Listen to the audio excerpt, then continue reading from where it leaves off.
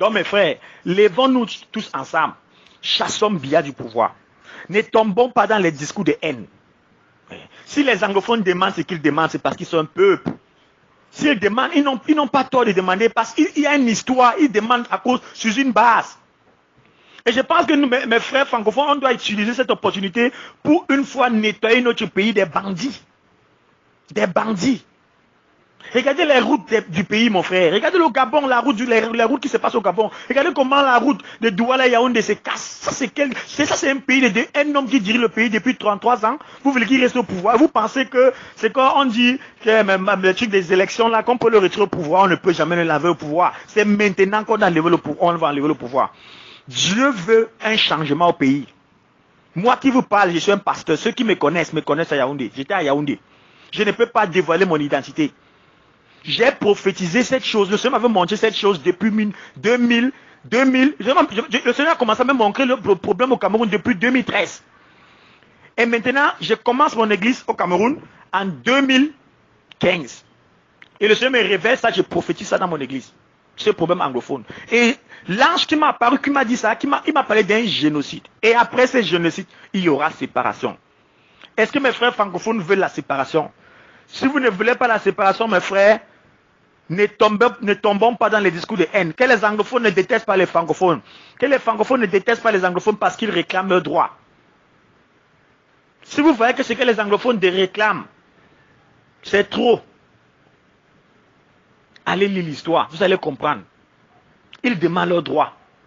Et ils ont souffert depuis des années. Je sais que tous les Camerounais souffrent, oui. Mais tous les Camerounais souffrent. Tous les Camerounais souffrent, mais les anglophones sont reconnus comme un peuple. Il y avait un accord en 1961. Donc c'est sur cette base qui se base pour demander le fédéralisme ou peut-être le fédéralisme qui avait été installé par les élections, mes frères. Et qui a été enlevé par un seul homme appelé Aïdjo. Et qui a été continué par Biya. Et Aïdjo même, pour lui c'était mieux. Biya continue et Biya a un seul mandat. Son mandat, son but pour le Cameroun, c'est de détruire le Cameroun. Et il est déjà en train de finaliser ce qu'on l'a donné, le mandat qu'on l'a donné, ce que Satan l'a donné de détruire ce pays. De détruire ce pays qui a une grande destinée. Biya veut détruire ce pays avec ses francs-maçons. Il a mené le satanisme au pays. Maintenant il va détruire le pays. Ne tombons pas dans le génocide. N'écoutons pas les discours de haine. Mettons la pression sur le gouvernement pour qu'il y ait dialogue. Pour qu'il y ait le bon gouvernement au Cameroun. Pour qu'il y ait le bon gouvernement au Cameroun. Parce qu'il n'y a pas la représentation au Cameroun. J'ai vécu des choses au Cameroun. J'étais étudiant. Quand on grévait, j'ai vu comment on tuait les étudiants. Les étudiants qui grévaient dans la paix. Biya n'est pas un homme qui veut le bien du Cameroun. Et ces politiciens ne sont pas les hommes qui veulent du bien du Cameroun. Donc tous les politiciens qui font les débats sur les chaînes de télévision là, c'est parce qu'ils veulent perpétuer. Ils veulent perpétuer un régime. Ils veulent que le régime reste au pouvoir parce qu'ils veulent détruire le Cameroun à la fin. Parce que ce sont tous des francs-maçons, des sataniques qui veulent détruire le pays. Levons-nous comme un seul et chassons Biya du pouvoir.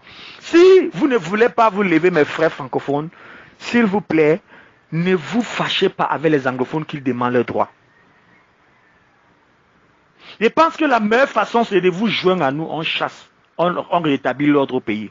Mais si vous avez tellement peur, et vous êtes encore, et puis dire quoi, je ne sais pas comment ça se dit en français, en anglais on dit gullible, vous ne voyez pas loin, vous pensez que vous trompez qu'on peut gagner bien par les élections, ça veut dire que vous n'avez pas encore compris le système qui est en place. On ne peut pas gagner ce système par les élections. Utilisons cette opportunité que nous avons. Chassons ces messieurs.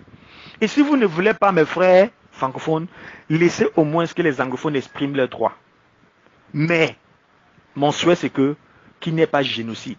Parce qu'il y a génocide, le pétrole, ça sera seulement à 6 millions ou 7 millions de personnes. Tous ces pétroles, ces richesses. Et Biya va laisser tout un autre peuple dans la pauvreté extrême. Donc si on est sage, levons-nous tous. Ne tombons pas dans le discours de la haine. Ne faisons pas ça, ne tombons pas ça. Et n'écoutons pas les hommes politiques. Allez faire les richesses, mes frères. Je vous rappelle, donc je demande encore une fois de plus, allons lire l'histoire du Cameroun. Lisons un peu l'histoire du Cameroun. Lisons un peu l'accord de 1961. Lisons tous ces accords. Vous allez voir l'histoire du Cameroun. Vous allez comprendre sur quelle base les anglophones demandent. Ce qu'ils demandent. Pour qu'il n'y ait pas de génocide. Et j'ai pris qu'il n'y ait pas de génocide au Cameroun. Et j'ai pris pour la paix. Mais j'ai pris pour la transition parce que la volonté de Dieu, c'est de détruire ces régimes sataniques.